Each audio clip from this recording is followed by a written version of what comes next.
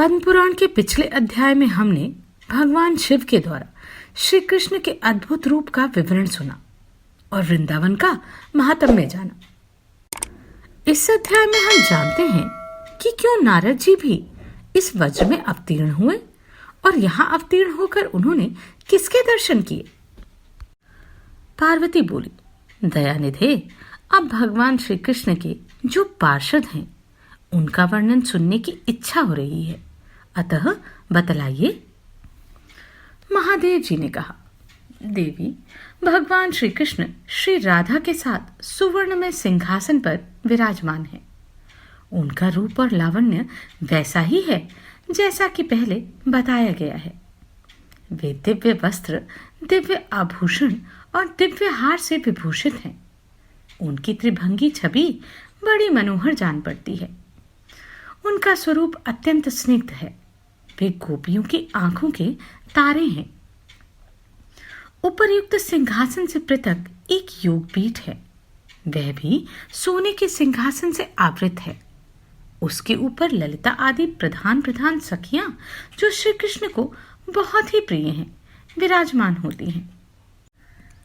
उनका प्रत्येक अंग भगवत मिलन की उत्कंठा तथा रसावेश से युक्त होता है। ये ललिता आदि सखियां प्रकृति की अंशभूता हैं। श्री राधिका ही इनकी मूल प्रकृति है। श्री राधा और श्री कृष्ण पश्चिमाभिमुख विराजमान हैं। उनकी पश्चिम दिशा में ललिता देवी विद्यमान है। वायव्य कोण में श्यामला नाम वाली सखी है। उत्तर में श्रीमती धन्या है। ईशान कोण में श्री हरिप्रिया जी विराज रही हैं। पूर्व में विशाखा, आग्नेय कोण में शैव्या, दक्षिण में पद्मा तथा नैऋत्य कोण में भद्रा है। इसी क्रम से ये आठों सखियां योगपीठ पर विराजमान हैं। योगपीठ की कर्णिका में परम सुंदरी चंद्रावली की स्थिति है। वे भी श्री कृष्ण की प्रिया हैं। उपर्युक्त 8 सखियां श्री कृष्ण को प्रिय लगने वाली परम पवित्र 8 प्रधान प्रकृतियां हैं। वृंदावन की अधीश्वरी श्री राधा तथा चंद्रावली दोनों ही भगवान की प्रियतमा है। उन दोनों के आगे चलने वाली हजारों गोप कन्याएं हैं, जो गुण, लावण्य और सौंदर्य में एक समान है। उन सबके नेत्र विस्मयकारी गुणों से युक्त हैं। वे बड़ी मनोहर हैं। उनका वेश मन को मुग्ध कर लेने वाला है। वे सभी किशोर अवस्था वाली हैं। उन सबकी कांति उज्जवल है।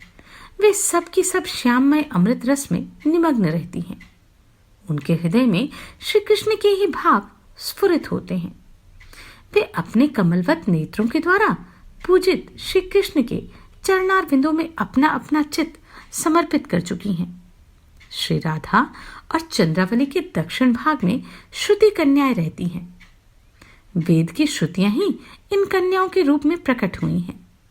इनकी संख्या सहस्त्र अयुत अर्थात 1 करोड़ है। इनकी मनोहर आकृति संसार को मोहित कर लेने वाली है। इनके हृदय में केवल श्री कृष्ण की लालसा है। ये नाना प्रकार के मधुर स्वर और आलाप आदि के द्वारा त्रिभुवन को मुग्ध करने की शक्ति रखती हैं तथा प्रेम से विह्वल होकर श्री कृष्ण के गूढ़ रहस्यों का गान किया करती हैं। इसी प्रकार श्री राधा आदि के वाम भाग में दिव्य वेश धारिणी देव कन्याएं रहती हैं, जो रसातिरेक के कारण अत्यंत उज्जवल प्रतीत होती हैं। वे भांति भांति की प्रणय चातुरी में निपुण तथा दिव्य भाव से परिपूर्ण है। उनका सौंदर्य चरम सीमा को पहुंच गया है। वे कटाक्षपूर्ण चितवन के कारण अत्यंत मनोहर जान पड़ती हैं। उनके मन में श्री कृष्ण के प्रति तनिक भी संकोच नहीं है। उनके अंगों का स्पर्श प्राप्त करने के लिए सदा उत्कंठित रहती हैं। उनका हृदय निरंतर श्री कृष्ण के ही चिंतन में मग्न रहता है। वे भगवान की ओर मंद मंद मुस्कुराती हुई तिरछी चितवन से निहारा करती हैं। तदनंतर मंदिर के बाहर गोपगण स्थित होते हैं। वे भगवान के प्रिय सखा हैं। उन सबके वेश, अवस्था, बल, पौरुष, गुण, कर्म तथा वस्त्राभूषण आदि एक समान है। वे एक समान स्वर से गाते हुए वीणु बजाया करते हैं। मंदिर के पश्चिम द्वार पर श्रीदामा, उत्तर में वसुदामा, पूर्व में सुदामा तथा दक्षिण द्वार पर किंकिणी का निवास है। उस स्थान से पृथक एक सुवर्ण में मंदिर के भीतर सुवर्ण भेदी बनी हुई है। उसके ऊपर सोने के आभूषणों से विभूषित सुवर्ण पीठ है, जिसके ऊपर अंशभद्र आदि हजारों गवाल बाल विराजते हैं। वे सबके सब एक समान सींग, वीणा, बीनु, बेंत की छड़ी, किशोर अवस्था, मनोहर वेश, सुंदर आकार तथा मधुर स्वर धारण करते हैं।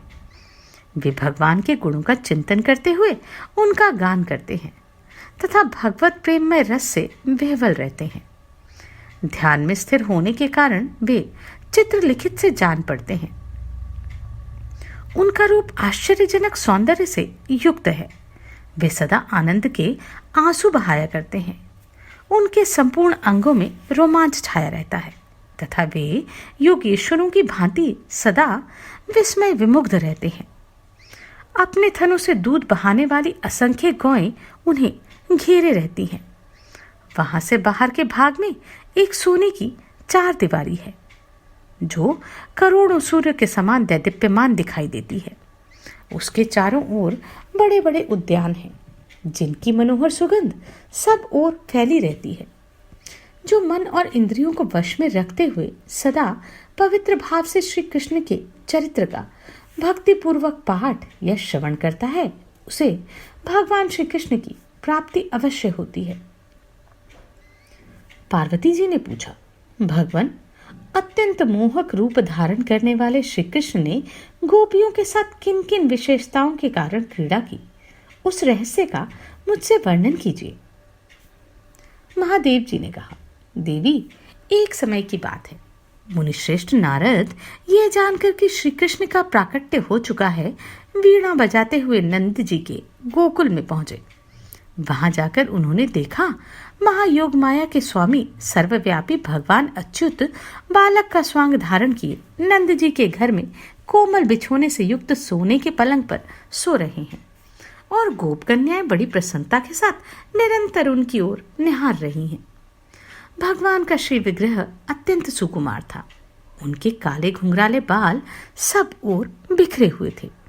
किंचित किंचित मुस्कुराहट के कारण उनके दो एक दांत दिखाई देते थे। वे अपनी प्रभा से समूचे घर के भीतरी भाग में प्रकाश फैला रहे थे। नग्न शिशु के रूप में भगवान की झांकी देखकर नारद जी को बड़ा हर्ष हुआ। वे भगवान के प्रिय भक्त तो थे ही, गोपति नंद जी से बातचीत करके सब बातें बताने लगे। नंदराय जी, भगवान के भक्तों का जीवन अत्यंत दुर्लभ होता है। आपके इस बालक का प्रभाव अनुपम है, इसे कोई नहीं जानता। शिव और ब्रह्मा आदि देवता भी इसके प्रति सनातन प्रेम रखते हैं। इस बालक का चरित्र सबको हर्ष प्रदान करने वाला होगा। भगवत भक्त पुरुष इस बालक की लीलाओं का श्रवण, गायन और अभिनंदन करते हैं। आपके पुत्र का प्रभाव अचिंत्य है। जिनका इसके प्रति हार्दिक प्रेम होगा, वे संसार समुद्र से तर जाएंगे। उन्हें इस जगत की कोई बाधा नहीं सताएगी। अतः नंद जी, आप भी इस बालक के प्रति निरंतर अन्य भाव से प्रेम कीजिएगा। यूं कहकर मुनिश्रेष्ठ नारद जी नंद के घर से निकले। नंद ने भी भगवत बुद्धि से उनका पूजन किया और प्रणाम करके उन्हें विदा किया। तदनंतर वे महाभागवत मुनि मन ही मन सोचने लगे, जब भगवान का अवतार हो चुका है तो उनकी परम प्रियतमा भगवती भी अवश्य अवतीर्ण हुई होंगी। वे भगवान की क्रीड़ा के लिए गोपी रूप धारण करके निश्चय ही प्रकट हुई होंगी। इसमें तनिक भी संदेह की बात नहीं है। इसलिए अब मैं ब्रजवासियों के घर घर में घूमकर उनका पता लगाऊंगा। ऐसा विचार करके मुनिवर नारद जी ब्रजवासियों के घरों में अतिथि रूप से जाने और उनके द्वारा विष्णु बुद्धि से पूजित होने लगे। नंद कुमार श्री कृष्ण में समस्त गोप गोपियों का प्रगाढ़ प्रेम देखकर नारद जी ने उन्हें मन ही मन प्रणाम किया। तदनंतर बुद्धिमान नारद जी किसी श्रेष्ठ गोप के विशाल भवन में गए। वह नंद के सखा महात्मा भानु का घर था। वहां जाने पर भानु ने नारद जी का विधिवत सत्कार किया। तत्पश्चात महामना नारद जी ने पूछा, साधो, तुम अपनी धर्मनिष्ठता के लिए इस भूमंडल पर विख्यात हो। बताओ, क्या तुम्हें कोई योग्य पुत्र अथवा उत्तम लक्षणों वाली कन्या है? मुनि के ऐसा कहने पर भानु ने अपने पुत्र को लाकर दिखाया। उसे देखकर नारद जी ने कहा, तुम्हारा यह पुत्र बलराम और श्री कृष्ण का श्रेष्ठ सखा होगा तथा आलस्य रहित होकर सदा उन दोनों के साथ विहार करेगा। भानु ने कहा, मुनिवर, मेरी एक पुत्री भी है जो इस बालक की छोटी बहन है। कृपया उस पर भी दृष्टिपात कीजिए। यह सुनकर नारद जी के मन में बड़ा कौतूहल हुआ। उन्होंने घर के भीतर प्रवेश करके देखा, भानु की कन्या धरती पर लौट रही है। नारद जी ने उसे अपनी गोद में उठा लिया। उस समय उनका चित्त अत्यधिक स्नेह के कारण विह्वल हो रहा था। महामुनि, नारद भगवत प्रेम के साक्षात स्वरूप हैं। बाल रूप श्री कृष्ण को देखकर उनकी जो अवस्था हुई थी, वही इस कन्या को भी देखकर हुई। उनका मन मुग्ध हो गया। वे एकमात्र रस के आश्रयभूत परमानंद के समुद्र में डूब गए। 4 घड़ी तक नारद जी पत्थर की भांति निश्चेष्ट बैठे रहे। उसके बाद उन्हें चेत हुआ। फिर मुनीश्वर ने धीरे धीरे अपने दोनों नेत्र खोले और महान आश्चर्य में मग्न होकर वे चुपचाप स्थित हो गए। तत्पश्चात वे महाबुद्धिमान महर्षि मन ही मन इस प्रकार सोचने लगे, मैं सदा स्वच्छंद विचरने वाला हूँ। मैंने सभी लोकों में भ्रमण किया है, परंतु रूप में इस बालिका की समानता करने वाली स्त्री कहीं नहीं देखी है। महामाया स्वरूपिणी गिरिराज कुमारी भगवती उमा को भी देखा है, किंतु वे भी इस बालिका की शोभा को कदापि नहीं पा सकते। लक्ष्मी, सरस्वती, कांति तथा विद्या आदि सुंदरी स्त्रियां कभी इसके सौंदर्य की छाया को स्पर्श भी नहीं कर पाएंगी। अतः मुझसे इसके तत्व को समझने की किसी प्रकार शक्ति नहीं है। यह भगवान के प्रियतमा है। इसे प्राय दूसरे लोग भी नहीं जानते। इसके दर्शन मात्र से ही श्री कृष्ण के चरण कमलों में मेरे प्रेम की जैसी वृद्धि हुई है, वैसी आज के पहले कभी भी नहीं हुई। अतः अब मैं एकांत में इस देवी की स्तुति करूंगा। इसका रूप श्री कृष्ण को अत्यंत आनंद प्रदान करने वाला होगा। ऐसा विचार कर मुनि ने गोप्रवर भानु को कहीं भेज दिया और स्वयं एकांत में उस दिव्य रूपधारिणी बालिका की स्तुति करने लगे। देवी, तुम महायोग माया की अधीश्वरी हो। तुम्हारा तेज पुंज महान है। तुम्हारी दिव्यांग मन को अत्यंत मोहित करने वाले हैं। तुम महान माधुर्य की वर्षा करने वाली हो। तुम्हारा हृदय अत्यंत अद्भुत रसानुभूति जनित आनंद से शिथिल रहता है। मेरा कोई महान सौभाग्य था जिससे तुम मेरे नेत्रों के समक्ष प्रकट हुई हो। देवी, तुम्हारी दृष्टि सदा आंतरिक सुख में निमग्न रहती है। तुम निरंतर ही भीतर किसी महान आनंद से परितृप्त जान पड़ती हो। तुम्हारा यह प्रसंग मधुर एवं शांत मुखमंडल तुम्हारे अंतःकरण में किसी परम आश्चर्यमय आनंद के उद्वेग की सूचना दे रहा है। सृष्टि, स्थिति और संहार तुम्हारे ही स्वरूप हैं। तुम ही इनका अधिष्ठान हो। तुम ही विशुद्ध सत्वमयी हो तथा तुम ही पराविद्या रूपिणी उत्तम शक्ति हो। तुम्हारा वैभव आश्चर्यमय है। ब्रह्मा और रुद्र आदि के लिए भी तुम्हारे तत्व का बोध कठिन है। बड़े बड़े योगेश्वरों के ध्यान में भी तुम कभी नहीं आती। तुम ही सबकी अधीश्वरी हो। इच्छा शक्ति, ज्ञान शक्ति और क्रिया शक्ति, ये सब तुम्हारे अंश मात्र है। ऐसी ही मेरी धारणा है। मेरी बुद्धि में यही बात आती है। माया से बालक रूप धारण करने वाले परमेश्वर महाविष्णु की जो मायामयी अचिंत्य विभूतियां हैं, वे सब तुम्हारी अंशभूता हैं। तुम आनंद रूपिणी शक्ति और सबकी ईश्वरी हो। इसमें तनिक भी संदेह की बात नहीं है।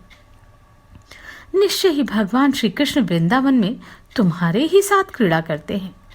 कुमारावस्था में भी तुम अपने रूप से विश्व को मोहित करने की शक्ति रखती हो। तुम्हारा जो स्वरूप भगवान श्री कृष्ण को परम प्रिय है, मैं उसका दर्शन करना चाहता हूँ।